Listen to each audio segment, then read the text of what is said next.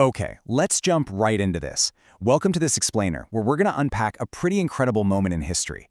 We're talking about how a 23-year-old revolutionary, literally facing the gallows, sat down and penned one of the most profound defenses of rationalism of the 20th century. Now, you likely know Bhagat Singh as an absolute icon of India's independence movement. But today, we're putting the history book legends aside and focusing squarely on his deeply analytical, intellectual legacy. The entire basis for our exploration today is a single, fascinating document. It's an essay titled, Why I Am an Atheist. It was published in a Lahore weekly called The People on September 27, 1931. And what's really poignant here is that this was published just months after the author was executed. Yet this text has survived for decades, honestly, just because of its sheer, undeniable intellectual force. So the big question we really want to explore is this. What actually happens when a revolutionary's greatest weapon isn't a bomb, but a pen? To figure that out, we need to step inside Lahore Central Jail back in 1930.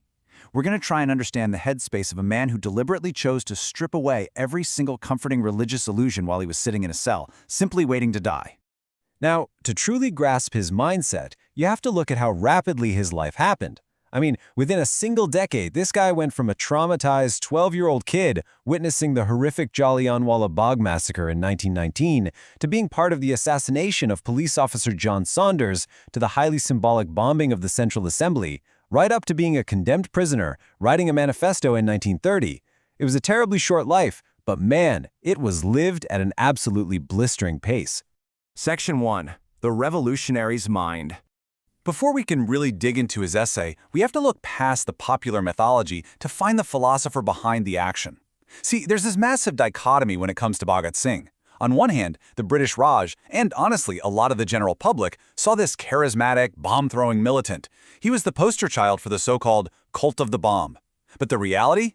The reality was a deeply theoretical socialist. He was a voracious reader who actually argued that violent action wasn't an end goal at all, but just a strict defensive necessity against imperialist oppression. His intellectual foundation was like a giant puzzle pieced together from all over the world. He drew heavily from anarchist thinkers like Mikhail Bakunin, communist theorists like Karl Marx, Lenin, and Trotsky, and even threw in the scientific evolutionary theories of Charles Darwin. He synthesized all this knowledge and decided that systemic socio-economic liberation, meaning tearing down capitalism and class exploitation, was actually way more important than just getting political independence. Section 2. The Charge of Vanity. So, what actually sparked the writing of this essay? Well, it wasn't some high-minded political debate. It was a really personal, dramatic confrontation right there in the prison. Picture this. Lahore Central Jail, October 1930. A religious leader and fellow inmate, a guy named Baba Randir Singh, approaches our young revolutionary. Randir Singh tries desperately to convince Bhagat Singh that God exists, begging him to just pray. But it doesn't work. He completely fails. And because he failed, he hurls a brutal accusation at him. He basically accuses Bhagat Singh of being blinded by his own vanity. His exact words were something like, "You are giddy with fame and have developed an ego that is standing like a black curtain between you and God." He genuinely thought the popularity Singh gained from his high-profile trials had just gone straight to his head. And it was exactly that, this specific, stinging charge of vanity, that made Singh sit down and write the essay. He wanted to set the record straight once and for all that his atheism came from deep study and absolute conviction, not some inflated ego. In the essay itself, he gives us this incredibly powerful definition. He writes, "Merciless criticism and independent thinking are the two necessary traits of revolutionary thinking." He's explaining that true pride doesn't come from fame. It comes from standing by your revolutionary ideals. For him, mercilessly picking apart old faiths and questioning literally everything wasn't an act of arrogance. It was an absolute requirement for human progress. It was about intellectual integrity. Section 3. A Journey to Rationalism. Singh makes it super clear in his writing that his disbelief wasn't just some sudden, edgy teenage rebellion. It was a slow, deliberate philosophical evolution. He wasn't born an atheist. He actually grew up as a deeply devout boy in an Arya Samajist family. That's a Hindu reform movement, and he'd spend hours chanting prayers. But then came 1922. The senseless violence of the Hindu-Muslim riots shattered his worldview. He couldn't understand how people united against the British could suddenly butcher each other over religion.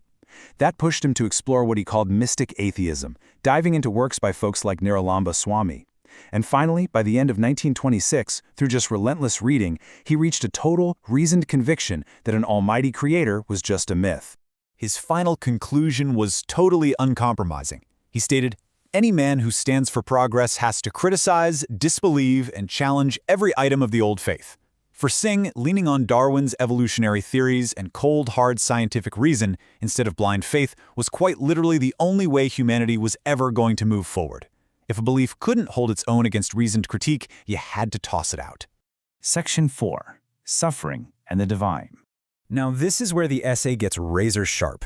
The absolute core of his rationalist argument against God rests on the simple, undeniable fact of human suffering. He looks religious believers right in the eye and asks, why did he create a world of woes and miseries, a veritable eternal combination of numberless tragedies? It's the classic problem of evil, right? He's demanding that theists logically explain why an all-powerful, all-loving God would purposefully design a world packed with crushing poverty, brutal colonial exploitation, and endless wars.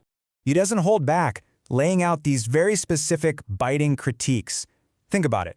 If God is truly all-powerful, he could just stop sin in its tracks. He could magically infuse the British with the desire to pack up and leave India, or convince wealthy capitalists to share their money. When believers try to argue that God uses misery to test us or punish us for past lives, Singh fiercely shoots that down. He argues that making people suffer just so you can reward them later makes God no better than a cruel tyrant. He literally compares this version of God to Nero or Genghis Khan, someone who just gets a kick out of human pain. Okay, so if God didn't create man, where did the whole idea of God even come from? Singh's explanation is brilliant. He says it started as a psychological coping mechanism. Way back in primitive times, humans were terrified of nature and distress, so they invented the concept of a divine protector to feel safe. But, and here's the kicker, as society evolved, this comforting myth got hijacked. The ruling classes and the wealthy elite weaponized religion to demand submissiveness.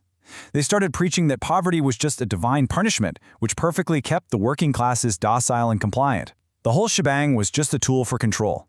Section 5. Facing the gallows. Writing all this down is one thing, but the ultimate test of this philosophy was maintaining it while literally staring death in the face. Singh is super candid here. He admits that, yeah, religion absolutely makes facing death easier. It offers these incredible consolations, like the promise of being reborn as a king or going straight to paradise. But Singh rejects all of it, every last bit. He fully accepts that his execution means utter annihilation. His consciousness will just end. For him, the only reward he needs is the quiet satisfaction of a short life dedicated entirely to the struggle for freedom. Which brings up a seriously profound question for us to think about. Would you pray if you knew you were going to die? Actually, one of Singh's friends challenged him on this very thing right at the end, claiming that when push came to shove, fear would break his resolve and he'd fall to his knees. But here is Singh's definitive, unwavering answer. No, dear sir, never shall it happen. I consider it to be an act of degradation and demoralization. For such petty, selfish motives, I shall never pray. Refusing to pray at the very end, that is a testament to immense intellectual integrity. He was essentially telling the world that there is no way he would abandon his reason just for a little psychological comfort in his final hours. And honestly, that is exactly why this document is still so vital today. Like Bhagat Singh famously said in the leaflets he threw during the assembly bombing, individuals can be easily killed, but ideas cannot be crushed. The British executed a 23-year-old man, sure, but they couldn't stop this essay from being published, and they absolutely couldn't execute his rationalist philosophy. So, as we wrap up this explainer, I want to leave you with a thought to chew on.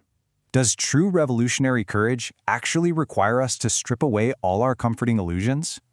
I'll let you ponder whether Bhagat Singh's greatest sacrifice was his life on the gallows or his absolute willingness to face the complete end of his existence with his eyes wide open, guided by nothing but reason. Thank you so much for joining me to explore this incredible piece of history. Keep learning, keep questioning, and I'll catch you next time.